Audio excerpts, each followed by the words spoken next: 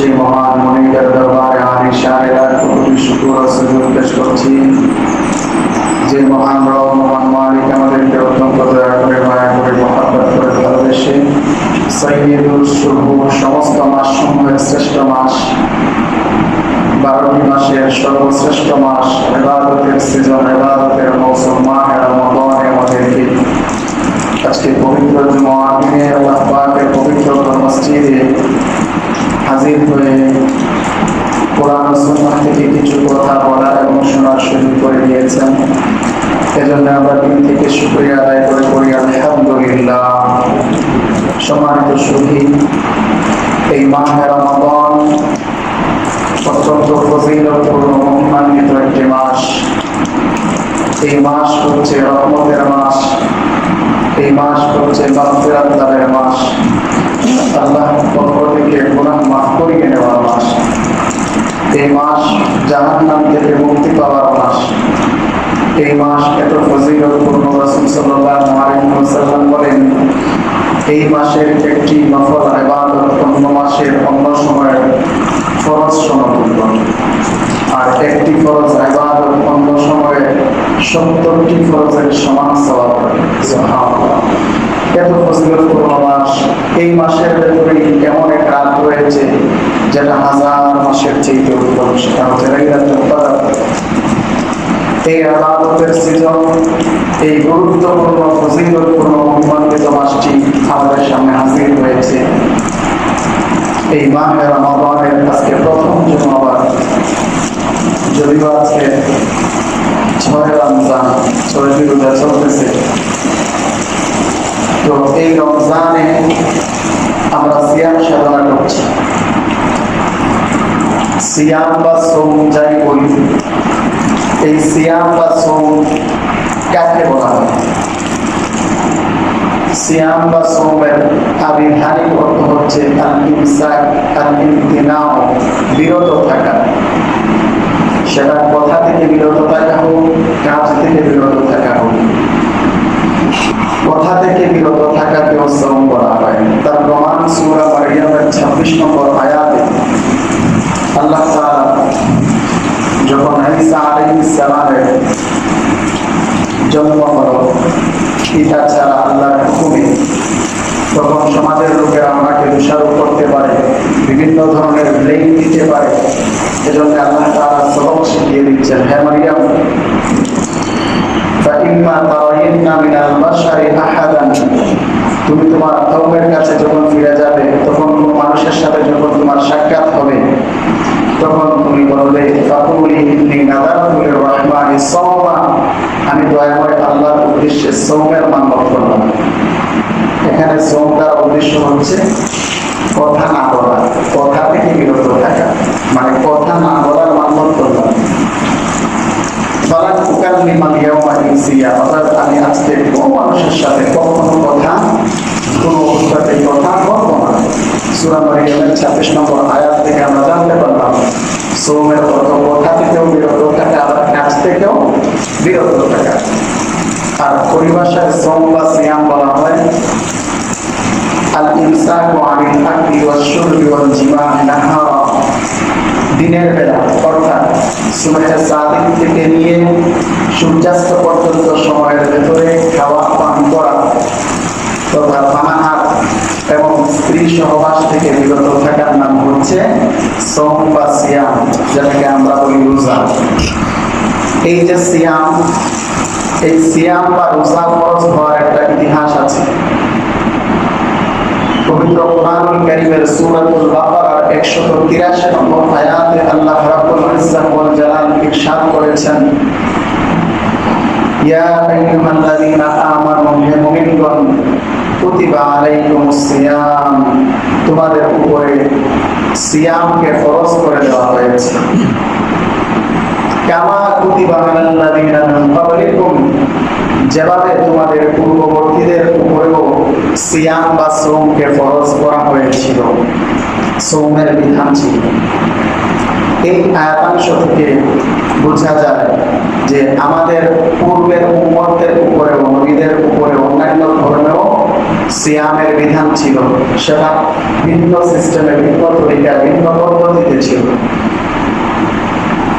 আর আমাদের উপরেও সিয়ামকে ফরজ করা হয়েছে এবং পূর্ববর্তীদের সাথে আমাদেরকে স্মরণ করিয়ে দিয়ে অভয়বাণী দেওয়া হচ্ছে যে রোজা রাখবা, ভয় লাগতে পারে, কঠিন মনে হতে পারে, না, এটা শুধু তোমাদের জন্যই না, আগের উম্মতের জন্যও ছিল।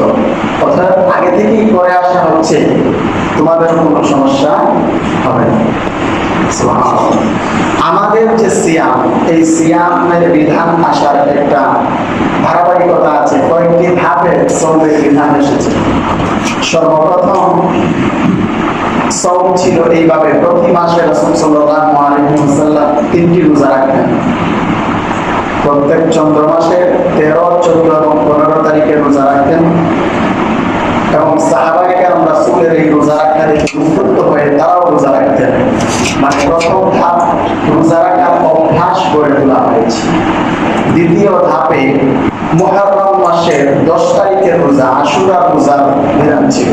সেটা কিভাবে, যে রাসূল সাল্লাল্লাহু আলাইহি ওয়াসাল্লাম এবং জাহেলি যুগে কুরাইশরাও আশুরা রোজা রাখতো, 10 তারিখের রোজা রাখতো, নবীজিও রাখতেন। এক পর্যায়ে রাসূল সাল্লাল্লাহু আলাইহি ওয়াসাল্লাম যখন মক্কাতুল মুকাররমা থেকে মদিনাতুল মুনাওয়ারা হিজরত করে গেলেন, সেখানে গিয়ে দেখলেন যে মদিনার ইহুদিরা রোজা রাখছে। তখন রাসূল সাল্লাল্লাহু আলাইহি ওয়াসাল্লাম তাদেরকে জিজ্ঞেস করলেন, তোমরা কেন রোজা রাখছো এই তারিখে? তারা বলল যে এই দিনে আল্লাহ সুবহানাহু ওয়া তাআলা বনী ইসরাঈল এবং মুসা আলাইহিস সালামকে তাদের শত্রু এবং দুশমন ফিরআউন এবং তার দলবল থেকে, তাদের আক্রমণ থেকে হেফাজত করেছিলেন, মুক্তি দিয়েছিলেন। আর এর কৃতজ্ঞতা এবং শুকরিয়া আদায়ের উদ্দেশ্যে মুসা আলাইহিস সালাম এবং বনী ইসরাঈলের লোকেরা এই তারিখে, মুহররম মাসের 10 তারিখে আশুরা দিবসে রোজা রাখতেন। এজন্য আমরাও রাখছি। তো তখন রাসূল সাল্লাল্লাহু আলাইহি ওয়াসাল্লাম তাদের এই কথা শুনে বললেন, নাহনু আহাক্কু মিনকুম বিমূসা, তোমরা যদি মুসা আলাইহিস সালামের অনুসরণে রোজা রাখতে পারো মুহররমের 10 তারিখে, তাহলে আমি এবং আমরা তো মুসা আলাইহিস সালামের অনুসরণের আরো বেশি দাবিদার, আমরা সত্যিকার অনুসারী। অতএব নবী সাল্লাল্লাহু আলাইহি ওয়াসাল্লাম ফাসামা, ওই তারিখে রোজা রাখলেন, আমরা বিসিয়াম, এবং সাহাবীদেরকেও ওই তারিখে রোজা রাখার আদেশ করলেন। এভাবে আশুরা রোজার বিধান ছিল এবং সেটা ফরজ ছিল। এটা হচ্ছে দ্বিতীয় ধাপ। প্রথম ধাপে অভ্যাস করানো হয়েছে প্রত্যেক মাসের 3 দিন রোজা রাখার মাধ্যমে, আর দ্বিতীয় ধাপে শুধু আশুরা দিবসের রোজাকে ফরজ হিসাবে বিধান দেওয়া হয়েছে। তৃতীয় ধাপ সূরাতুল বাকারার 183 নম্বর আয়াত আল্লাহ তাআলা নাযিল করে জানিয়ে দিলেন, ইয়া আইয়ুহাল্লাযীনা আমানু কুতিবা আলাইকুমুস সিয়ামু কামা কুতিবা আলাল্লাযীনা মিন ক্বাবলিকুম লাআল্লাকুম তাত্তাকুন। আল্লাহ তাআলা এই আয়াত নাযিল করলেন যে রমজানের রোজাকে তোমাদের জন্য ফরজ করে দেওয়া হয়েছে। তবে এই তৃতীয় ধাপে যখন রোজা ফরজ হয় হিজরতের দ্বিতীয় বর্ষে রমজান মাসে, তখন কিছুটা ছাড় ছিল, কিছুটা সুযোগ ছিল। এই আয়াতে আছে, এই আয়াতের পরবর্তী আয়াত সূরা বাকারার 184 নম্বর আয়াত আল্লাহ তাআলা বলেন, ওয়া আলাল্লাযীনা ইউতিকুনাহু ফিদয়াতুন তাআমু মিসকিন। তবে রমজানের রোজা ফরজ, সমাজের সামর্থ্যবান যারা আছে তারা যদি রোজা না রেখে সমাজের মিসকিনদেরকে প্রতি রোজার বিনিময়ে দিনের খাবার দিয়ে দেয়, দুবেলার খাবার দিয়ে দেয়, তাহলে তাদের জন্য ছাড় রয়েছে, কিছুটা সুযোগ আছে। এটা 3 নম্বর ধাপ, রোজা ফরজ। তবে কেউ যদি মিসকিনদেরকে খাদ্য দিয়ে দেয়, তারা রোজা না রাখলেও চলবে। এই আয়াত আমরা অনেকেই জানি, এই আয়াতের মাধ্যমে রোজা ফরজ হয়েছে। এই আয়াতের মাধ্যমে চূড়ান্ত ভাবে ফরজ হয়েছে, চূড়ান্ত ফরজ হয়েছে 185 নম্বর আয়াত সূরাতুল বাকারা। আল্লাহ তাআলা বলেন, শাহরু রমাদানাল্লাযী উনজিলা ফীহিল কুরআন হুদাল লিন-নাসি ওয়া বায়িনাতিন মিনাল হুদা ওয়াল ফুরকান। আল্লাহ রাব্বুল ইজ্জাত বলেন, শাহরু রমাদান, মাহে রমাদান, আল্লাযী উনজিলা ফীহিল কুরআন, যেই মাসে নাযিল করা হয়েছে পবিত্র কুরআন। তাহলে মাহে রমাদানে আল্লাহ তাআলা কুরআনুল কারীম নাযিল করেছেন। এরপর আল্লাহ তাআলা বলেন, ফামান শাহিদা মিনকুমুশ শাহরা ফালইয়াসুম, যেই ব্যক্তি এই মাস পাবে, যেই পাবে, প্রাপ্তবয়স্ক সুস্থ মস্তিষ্ক সম্পন্ন মুমিন মুসলমান যেই এই রমজান মাস পাবে, ফালইয়াসুম, সে যেন এই রমজান মাসে রোজা রাখে। ধনী হোক গরিব হোক, সবার জন্য বিধান দেওয়া হয়েছে রমজানের রোজা রাখতেই হবে। তৃতীয় ধাপে ছাড় ছিল যে ধনীরা তার মিসকিনদেরকে খাদ্য দিয়ে দিয়ে রোজা না রাখলেও চলবে, কিন্তু আল্লাহ তাআলা এই আয়াতের মাধ্যমে আগের আয়াতের বিধানকে রহিত করে দিয়েছেন। একটা বিষয় কথা আমরা অনেকে জানি, নাসিখ মানসুখ, রহিত করার বিষয়। আগের আয়াতকে রহিত করা হয় না। আয়াত ঠিক আছে, এটা কোরআনের আয়াত, তেলাওয়াত করলে সওয়াব, পড়াশোনা করলে সওয়াব, কিন্তু আগের আয়াতের বিধান ওই যে ওয়া আলাল্লাযীনা ইউতিকুনাহু ফিদয়াতুন তাআমু মিসকিন, মিসকিনদেরকে খাদ্য দিয়ে দিয়ে রোজা না রাখলেও চলবে, ওই আয়াতের হুকুম এবং বিধানকে রহিত করে দেওয়া হয়েছে পরবর্তী আয়াতের মাধ্যমে। ফামান শাহিদা মিনকুমুশ শাহরা ফালইয়াসুম, ধনী হোক গরিব হোক, যেই রমজান মাস পেয়ে যাবে সেই রোজা রাখতে হবে। উযর থাকলে সেটা ভিন্ন কথা, অসুস্থতা, সফরের হালত সেটা ভিন্ন সাবজেক্ট। তাহলে সূরা বাকারা 185 নম্বর আয়াতের মাধ্যমে আল্লাহ তাআলা চূড়ান্তভাবে রমজানের রোজাকে প্রত্যেকের জন্য ফরজ করে দিয়েছেন। মুহতারাম হাজিরিনে কেরাম, এবার আসুন এই যে রোজা আল্লাহ তাআলা দিলেন, কেন দিলেন? আমরা এই আয়াতেই পড়েছি, সূরাতুল বাকারার 183 নম্বর আয়াত। আল্লাহ তাআলা বলেন, লাআল্লাকুম তাত্তাকুন, যেন আমরা মুত্তাকি হতে পারি। এই মাহে রমাদান এটা তাকওয়া হাসিল করার 30 দিনের একটি ট্রেনিং কোর্সের মতো। এই মাসে আমরা রোজা রাখবো আর আল্লাহ তাআলা এর মাধ্যমে আমাদেরকে মুত্তাকি বানিয়ে দেবেন। সুবহানাল্লাহ। তাকওয়া কাকে বলে? তাকওয়া মানে হচ্ছে বিরত থাকা, অর্থাৎ সব ধরনের পাপাচার থেকে বিরত থাকা। তবে তাকওয়ার চমৎকার একটা মিনিং বলেছেন হযরত উবাই ইবনে কাব রাদিয়াল্লাহু আনহু। উমর রাদিয়াল্লাহু তাআলা একদিন জিজ্ঞেস করলেন, হে উবাই, বলো তো তাকওয়া কাকে বলে? উবাই ইবনে কাব রাদিয়াল্লাহু তাআলা উল্টা উমর ফারুককে প্রশ্ন করলেন, আচ্ছা আপনি জবাব দিন তো, কোনো মানুষ যদি কোনো জঙ্গলের একেবারে সরু চিকন এমন রাস্তা দিয়ে যাতায়াত করতে চায়, যেই রাস্তার ডানেও কাটা বামেও কাটা, উপরের দিকেও কাটা যুক্ত ছাদ ঝোপ আছে, নিচের দিকেও সব জায়গায় পা রাখার সুযোগ নাই, কাটা আছে, এবং কাটাদার সরু চিকন রাস্তা, মোটামুটি নিজেকে গুটিয়ে সেফলি একেবারে চূড়ান্ত সতর্কতার সাথে যাওয়া যাবে, ওই রাস্তায় একজন মানুষ কিভাবে পথ চলবে? তখন ওমর রাদিয়াল্লাহু তাআলা বললেন, ওই ব্যক্তি সর্বোচ্চ সতর্কতা অবলম্বন করে পথ চলতে হবে। ডানেও নেওয়া যাবে না, বামেও না, উপরেও না, নিচেও না, একেবারে নিজেকে গুটিয়ে সোজা সামনে যেতে হবে। এই উদাহরণের মাধ্যমে উবাই ইবনে কাব বললেন, এটার নাম তাকওয়া। মুসলমান যদি মুত্তাকি হতে চায়, জান্নাতের রাস্তায় চলতে চায় এবং সর্বোচ্চ তার ফাইনাল ডেস্টিনেশন জান্নাতে পৌঁছতে চায়, এভাবেই নিজেকে সব হারাম থেকে গুনাহ থেকে বাঁচিয়ে বাঁচিয়ে সামনের দিকে অগ্রসর করে নিয়ে যেতে হবে।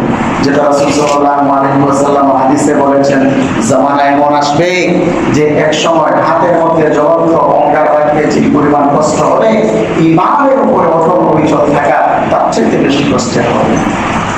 সম্মানিত হাজিরিন, তাহলে এই তাকওয়ার ট্রেনিং নেওয়ার জন্য মাহে রমাদান আমাদেরকে দেওয়া হয়েছে। তাকওয়ার ট্রেনিংটা আমরা কিভাবে নিচ্ছি? দেখুন, মানুষ সাধারণত দুই কারণে গুনাহ করে। সাধারণত কয় কারণে গুনাহ করে? দুই কারণে। একটা হচ্ছে তার পেটের চাহিদা পূরণ করার জন্য গুনাহ করে, আর আরেকটা হচ্ছে জৈবিক চাহিদা পূরণের জন্য গুনাহ করে। এই দুই রাস্তায় সাধারণত গুনাহ হয়। এই দুইটা চাহিদা পূরণের কারণেই গুনাহ হয়। তো আল্লাহ তাআলা রমজান মাসে দিনের বেলা এই দুইটা জিনিসের হারাম ক্ষেত্র আছে, হারাম ভাবে সেটা ব্যবহার করার সুযোগ আছে। যেমন পেটের চাহিদা পানাহার করা, খাওয়া পান করা, এটা হালাল বিষয়। হালাল ভাবে বৈবাহিক সম্পর্কের মাধ্যমে স্ত্রীর সাথে সম্পর্ক করা, স্ত্রী সহবাস করা, এটা হালাল বিষয়। কিন্তু এই তিনটি হালাল বিষয়কে আল্লাহ তাআলা দিনের বেলা নিষিদ্ধ করে দিয়েছেন। এই হালাল জিনিসকে আল্লাহ তাআলা বিরত থাকার মাধ্যমে হালাল থেকে আল্লাহ তাআলা হারাম থেকে বিরত থাকার ট্রেনিং দিচ্ছেন। সুবহানাল্লাহ।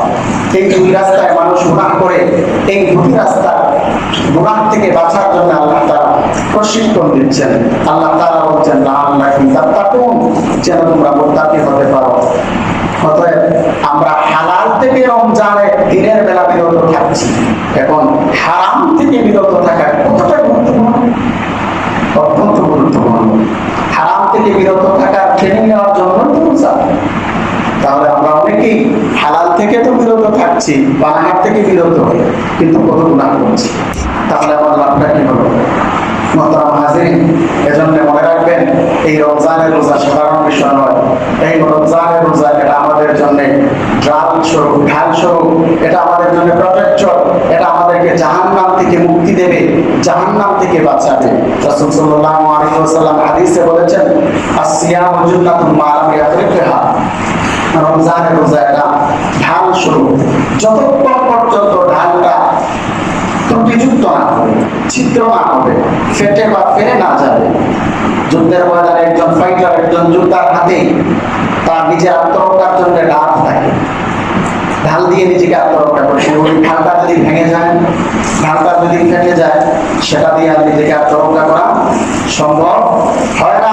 ঠিক তেমনি ভাবে রোজা ঢাল স্বরূপ, সেই রোজাকেও নিরাপদ রাখতে হবে। সাহাবায়ে কেরাম জিজ্ঞেস করলেন, ইয়া রাসূলুল্লাহ, রোজা কিভাবে ভেঙে যায়, ছিঁড়ে যায়, ত্রুটিযুক্ত হয়ে যায়? তখন নবীজি বললেন, দুটি গুনাহের কারণে, জবানের দুটি গুনাহ, আল কিযবু ওয়াল গীবা, মিথ্যা বলা এবং গীবত শেখানো। মুহতারাম হাজিরিন, গুরুত্বপূর্ণ বিষয়। জবানের এই গুনাহ, মিথ্যা এবং গীবত শেখানোর কারণে আমাদের রোজাগুলো নষ্ট হয়ে যাচ্ছে, রোজার মাধ্যমে আমাদের কোনো ফায়দা হচ্ছে না। অতএব জবানের গুনাহ থেকে বিরত থাকবো। জিহ্বা, এই জবান, এটা গুরুত্বপূর্ণ বিষয়। এই জবান যারা হেফাজত করতে পারবে তার জন্য সফলতা এবং মুক্তির রাস্তা খুলে যাবে। সুবহানাল্লাহ।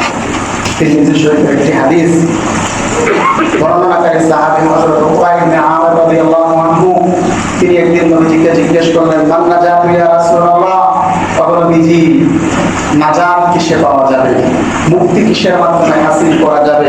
রাসূল সাল্লাল্লাহু আলাইহি ওয়াসাল্লাম বললেন, তিনটি কাজ করবা, তুমি নাজাত পেয়ে যাবে। এক নাম্বার, আমসিকা আলাইকা লিসান, তুমি তোমার জবানকে কন্ট্রোল করো, তোমার কথাকে কন্ট্রোল করো। অযথাই যে কোনো কথা বলতে যেও না।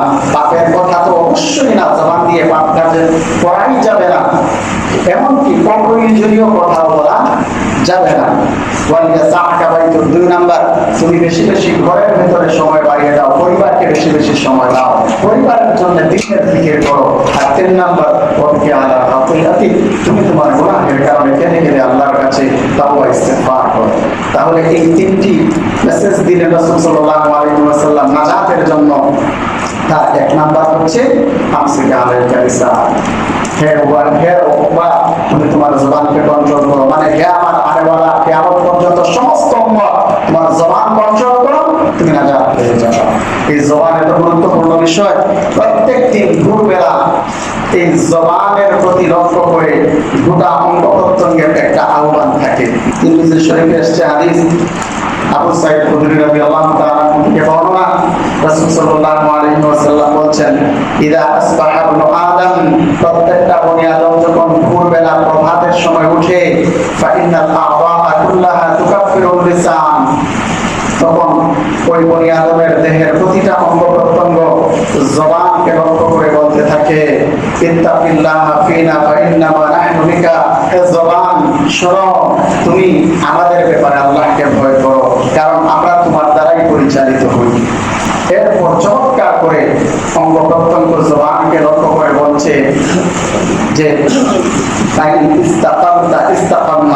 যদি তুমি সোজা পথে, সত্য পথে, সঠিক পথে চলো, সত্য কথা বলো, তাহলে ইস্তাকামনা, আমরাও সঠিক পথেই চলবো, আমরাও সঠিক থাকবো। আর জবান, তুমি যদি বক্র হয়ে যাও, ঠিক পথে চলো, গুনাহের পথে, পাপের পথে চলো, তাহলে আমরাও তোমার কারণে সেদিকেই যেতে হবে। তাহলে জবান কত বড় গুরুত্বপূর্ণ একটি অঙ্গ। রমজান মাসে আমাদের হালত হচ্ছে, রমজানে সিয়াম সাধনা করলে দিনের বেলা আমাদের জবান আগুন হয়ে ওঠে, খুবই ভয়ঙ্কর হয়ে ওঠে। এই জবান দিয়ে সুদ ঘুষের কথা তো বলি, কত হারাম কথা বলি, কত মানুষকে গালি দেই, মানুষের সাথে ঝগড়া বিবাদে লিপ্ত হই, তর্ক বিতর্কে লিপ্ত হই। এগুলো করার জন্য তো রমজান আসে নাই। রমজানে নিজেকে পানাহার, স্ত্রী সহবাস থেকে বিরত রাখার পাশাপাশি সব ধরনের গুনাহ থেকে বিরত রাখার জন্য রমজানের রোজা, বিশেষ করে আমার জবানের গুনাহ। রাসূল সাল্লাল্লাহু আলাইহি ওয়াসাল্লামের হাদিস, তিরমিজি শরীফের হাদিস, হযরত সাহাল বিন সাদ আস-সাঈদী রাদিয়াল্লাহু তাআলা বর্ণনা করছেন, নবীজি ইরশাদ করছেন, মাইয়াতাকাফফাল লি মা বাইনা লাহইহি ওয়া মা বাইনা রিজলাইহি আতাকাফফারু লাহু বিল জান্নাহ, যে ব্যক্তি তার দুই চোয়ালের মধ্যবর্তী অংশ জিহ্বা, জবানের নিয়ন্ত্রণের গ্যারান্টি দিবে এবং তার দুই রানের মধ্যবর্তী লজ্জাস্থানের হেফাজতের নিয়ন্ত্রণের গ্যারান্টি দিতে পারবে, এই দুটি অঙ্গ জবান ও লজ্জাস্থান, আতাকাফফারু লাহু বিল জান্নাহ, আমি ওই আমার উম্মতের জন্য জান্নাতের গ্যারান্টি দিয়ে দেব। সুবহানাল্লাহ। তাহলে জবান কত বড় গুরুত্বপূর্ণ বিষয়। মুহতারাম হাজিরিন কিরাম, এজন্য জবানের গুনাহ থেকে বাঁচতে হবে, পাশাপাশি আল্লাহর কাছে তৌফিক চাইতে হবে। রাসূল সাল্লাল্লাহু আলাইহি ওয়াসাল্লামকে দোয়া শিখিয়ে দেওয়া হয়েছে। এই দোয়াটা নবীজি করতেন, আল্লাহুম্মা ইন্নী আসআলুকা ফি'লাল খায়রাত, হে আল্লাহ, আমি কল্যাণকর কাজের তৌফিক আপনার কাছে চাচ্ছি, ওয়া তারকাল মুনকারাত, এবং গুনাহ ছাড়ার তৌফিক আপনার কাছে চাচ্ছি। সুবহানাল্লাহ। এজন্য বেশি বেশি লা হাওলা ওয়ালা কুওয়াতা ইল্লা বিল্লাহ এই তাসবিহের আমলটা করা। প্রত্যেক ওয়াক্ত নামাজের পরে 7 বার করে যদি এই আমলটা করতে পারেন, তাহলে আল্লাহ তাআলা নজর সহ, জবান সহ অঙ্গ প্রত্যঙ্গের গুনাহ থেকে বাঁচার তৌফিক দিবেন এবং ইবাদতের তৌফিক নসিব হবে। মুহতারাম হাজিরিন, যাই হোক, বলছিলাম যে আমরা আমাদের কষ্ট করে রাখা রোজাটাকে আমরা যেন নষ্ট না করি। চমৎকার একটি হাদিস, সহিহ বুখারী এবং মুসলিম শরীফের হাদিস, আবু হুরায়রা রাদিয়াল্লাহু তাআলা বর্ণনা করছেন, ইযা কানা ইয়াউমুস সাওমি আহাদিকুম ফালা ইয়ারফুস ইয়াওমা ইযিন ওয়ালা ইয়াসফার, তোমাদের কারো যখন রোজা রাখা হয়, ওই রোজাদার ব্যক্তি রোজা অবস্থায় যেন সে অশ্লীল কোনো কথা না বলে, অশ্লীল কোনো কাজ না করে, কাউকে যেন গালিগালাজ না করে, কারোর সাথে ঝগড়া ফেলাতে লিপ্ত না হয়। আমাদের জন্য মেসেজ, আমাদের হালতগুলো সংশোধন করতে পারবো। নবীজি বলছেন, ফাকিন শাতামাহু আহাদুন, যদি কেউ তোমাকে গালি দেয় রমজান মাসে, অথবা তোমার সাথে ঝগড়া করতে চায়, তাহলে ফালিয়াকুল, ওই রোজাদার যেন বলে, ইন্নী মারউম সাইম, ভাই আমি আপনার সাথে ঝগড়ায় লিপ্ত হব না, আমি আপনাকে গালি দেব না, কারণ আমি যে রোজাদার। সুবহানাল্লাহ। আপনি এই কথা বলে অথবা ভিতরে এই বিষয়টা লালন করে আপনি নিরাপদে ওই জায়গা থেকে কেটে পড়েন, চলে আসেন, কারোর সাথে ঝগড়া লিপ্ত হইয়েন না, কাউকে গালি দিয়েন না। মোহতারাম হাজরিনে কেরাম, তাহলে বলছিলাম এই মাহে রমাদানে আমরা কোন অবস্থাতেই গুনাহের দিকে পা বাড়াবো, কারণ হালাল ছাড়ার মাধ্যমে, হারাম ছাড়া, গুনাহ ছাড়া ট্রেনিং এর জন্যই তো এই মাস। মনে রাখবেন যে এই মাসের সিয়াম গুনাহ ছাড়ার জন্য, তাকওয়া হাসিল করার জন্য। রোজা কেন? যেন মুত্তাকি হতে পারে। আর এই রমজান মাস কেন? আমরা যেন ইবাদত বন্দেগী করতে পারি। তার প্রমাণ কি? তার প্রমাণ হচ্ছে যে শাবান মাসের ব্যাপারে আমরা একটা হাদিস শুনেছি, আলোচনায় আমরা বলেছি বিভিন্ন জুমায়, বেশি বেশি নফল রোজা রাসূল সাল্লাল্লাহু আলাইহি ওয়াসাল্লাম রাখতেন। তখন উসামা ইবনে যায়েদ রাদিয়াল্লাহু আনহু জিজ্ঞেস করলেন, আপনি এত বেশি নফল রোজা শাবানে কেন রাখলেন? নবীজি দুটি কারণ বলেছিলেন, এর মধ্যে থেকে একটি হলো শাবান মাসে বান্দার আমলের বার্ষিক রিপোর্ট আল্লাহর কাছে পেশ করা হয়, আর ফাতুহিব্বু আইয়ুরফা আমালি ওয়া আনা সাইম, আমি চাই রোজা অবস্থায় যেন আমার বার্ষিক আমলের রিপোর্টটা আল্লাহর কাছে পেশ করা হয়। তাহলে বার্ষিক রিপোর্ট তার বছরান্তে, এবার বোঝা গেল শাবান মাস ইবাদতের দিক থেকে শেষ মাস। শাবান মাস কি মাস? শেষ মাস। আর রমজান মাস হচ্ছে শুরুর মাস। যদিও 12 মাসের মধ্যে মুহররম হচ্ছে সর্বপ্রথম মাস, সেটা অফিসিয়াল কাজ কারবারের জন্য, কার্যক্রমের জন্য সেটা প্রথম মাস। ইবাদতের দিক থেকে সর্বপ্রথম মাস হচ্ছে রমজান, আর সর্বশেষ মাস হচ্ছে শাবান। রমজান যে প্রথম মাস, কারণ সর্বপ্রথম তো কোরআন নাযিল হয়েছে রমজানে, বিধান এসেছে রমজানে। তাহলে ইবাদত শুরুর মাস এটা মাহে রমাদান। অতএব আমরা গুনাহ করব না। বিশেষ করে আমরা আমাদের চোখের গুনাহ, কানের গুনাহ, জবানের গুনাহ, অঙ্গ প্রত্যঙ্গের গুনাহ, সব ধরনের নাফরমানি থেকে বিরত থাকতে পারলে আমি সফল হতে পারবো। সম্মানিত হাজিরিন, তাহলে এবার আসুন যে আমরা গুনাহ তো ছাড়বো, পাশাপাশি ইবাদতে লেগে থাকবো, কারণ রমজান এসেছে ইবাদতের জন্য। সিয়াম তাকওয়ার জন্য, রমজান ইবাদতের জন্য। আমরা প্রত্যেকটা আমল, নামাজ, রোজা, তিলাওয়াতুল কোরআন, সালাতুত তারাবিহ, কিয়ামুল লাইল, তাহাজ্জুদ, এই সব কিছু করব। পাশাপাশি বিশেষ করে এই রমজানে তিলাওয়াতের পরিমাণটা বাড়িয়ে দেব, কারণ পবিত্র কোরআন নাযিল হয়েছে রমজানে। সূরাতুল বাকারা 185 নম্বর আয়াত বারবার আসছে আমাদের আলোচনা, শাহরুর রমাদান আল্লাযী উনজিলা ফীহিল কোরআন। রমজান এমন মাস, এই মাসে নাযিল করা হয়েছে কোরআন। আর এই কোরআন এবং রমজান, এই দুটি বিষয়ে আল্লাহর সামনে সুপারিশ করবে বান্দার জন্য। হাদিসে এসেছে এই রমজান এবং কোরআন আল্লাহর কাছে ওই বান্দার জন্য সুপারিশ করবে, আর পরিশাফাআন, ওই বান্দার পক্ষে রমজানের রোজা এবং কোরআনুল কারীমের সুপারিশ এবং শাফাআতকে আল্লাহ তাআলা মঞ্জুর করে থাকেন। সুবহানাল্লাহ। মুহতারাম হাজিরিন, মনে রাখবেন এই কোরআন তেলাওয়াত রমজানের বাহিরে অন্য সময় একটা নফল আমল হলেও এটা রমজানের ভিতরে গুরুত্বপূর্ণ সুন্নাহ একটা আমল। এটা গুরুত্বপূর্ণ সুন্নাহ। আল মুফলিহ ইবনে মুফলিহ কিতাবের দ্বিতীয় খণ্ডের 434 নম্বর পৃষ্ঠায় এসেছে যে ইমাম মালিক রাহমাতুল্লাহি আলাইহি, মালিকি মাযহাবের ইমাম, কত বড় আলেম, পণ্ডিত আলেম, মুজতাহিদ আলেম, একটি মাযহাবের ইমাম, যিনি তাবেঈ, সাহাবীদের সুহবত যিনি পেয়েছেন, ইমাম মালিক রাহমাতুল্লাহি আলাইহি রমজানে শুধু কোরআন তিলাওয়াতের জন্য হাদিসের 10কে বন্ধ রেখে দিতেন। সুবহানাল্লাহ। মুহতারাম হাজিরিন, আর ইমাম শাফিঈ রাহমাতুল্লাহি আলাইহি, তিনি শাফিঈ মাযহাবের ইমাম, রমজান মাসে তিনি 60 খতম কোরআন তেলাওয়াত করেন। সুবহানাল্লাহ। ওই কিতাবে এসেছে আল মুফতি ইবনে মুফলিহ কিতাবের দ্বিতীয় খণ্ডের 434 নম্বর পৃষ্ঠায় এসেছে। তাহলে এই কোরআন তিলাওয়াতের মাস হচ্ছে রমজান। দুটি জিনিসকে আল্লাহ তাআলা কোরআনে শিফা বলেছেন। এর মধ্যে থেকে একটি হচ্ছে সূরা নাহলের 69 নম্বর আয়াতে আল্লাহ তাআলা মধুর ব্যাপারে বলেছেন, ফিহি শিফাউন লিন-নাস, এই মধুর মাঝে মানুষের জন্য শিফা আছে। আর সূরা বনী ইসরাঈলের 82 নম্বর আয়াতে আল্লাহ তাআলা কোরআনের ব্যাপারে বলছেন, ওয়া নাযিলু মিনাল কুরআনি মা হুয়া শিফা, এই কোরআন হচ্ছে শিফা। এর ব্যাখ্যা কি? এর ব্যাখ্যা হলো মধু হচ্ছে মানুষের শারীরিক রোগের শিফা, সুবহানাল্লাহ। আর কোরআনুল কারীম হচ্ছে মানুষের আত্মার রোগের শিফা। আপনার মন খারাপ, মনে কষ্ট, ব্যথা, ডিপ্রেশন, কোরআন তেলাওয়াত করে মন ভালো হয়ে যাবে। আলা বিযিকরিল্লাহি তাতমাইন্নুল কুলুব, কোরআন তেলাওয়াত সহ আল্লাহর জিকির আজকারের মাধ্যমে আল্লাহর দেওয়া দিন মানুষের এই দিনটা প্রশান্তি লাভ করে, সুকুন হাসিল করতে পারে। মোহতারাম হাজিরিন কেরাম, এজন্য আমরা রমজানুল মুবারকে কোরআন তেলাওয়াতের পরিমাণ বাড়িয়ে দেব। কোরআন তেলাওয়াত এটা যেভাবে নিজে করা সুন্নাহ, কোরআন তেলাওয়াত অন্যের থেকে শোনাও সুন্নাহ এবং গুরুত্বপূর্ণ ইবাদত। কোরআন তেলাওয়াত নিজে করলে যেভাবে প্রত্যেকটা হরফে 10টি করে নেকি পাওয়া যায়, সহিহ হাদিস আছে, ঠিক তেমনি ভাবে অন্য কেউ কোরআন তেলাওয়াত করছে, আপনি কোরআন তেলাওয়াত শুনছেন, আপনিও তার সমান প্রতি হরফে 10টি করে নেকি পাবেন। সুবহানাল্লাহ। রাসূল সাল্লাল্লাহু আলাইহি ওয়াসাল্লামের আদত এবং অভ্যাস ছিল, তিনি অন্যের থেকে কোরআন তেলাওয়াত শুনতে পছন্দ করতেন। একদিনের ঘটনা, সহিহ বুখারীর 4582 নম্বর হাদিস, আব্দুল্লাহ ইবনে মাসউদ রাদিয়াল্লাহু তাআলা আনহুকে নবীজি বললেন, হে আব্দুল্লাহ ইবনে মাসউদ, ইকরা আলাইয়া, তুমি আমার সামনে কোরআন তেলাওয়াত করো। আব্দুল্লাহ ইবনে মাসউদ রাদিয়াল্লাহু আনহু বললেন, ইয়া রাসূলুল্লাহ, আপনার উপরে যে কোরআন নাযিল হয়েছে ওই কোরআন আমি তেলাওয়াত করব, এত বড় দুঃসাহস কিভাবে করি?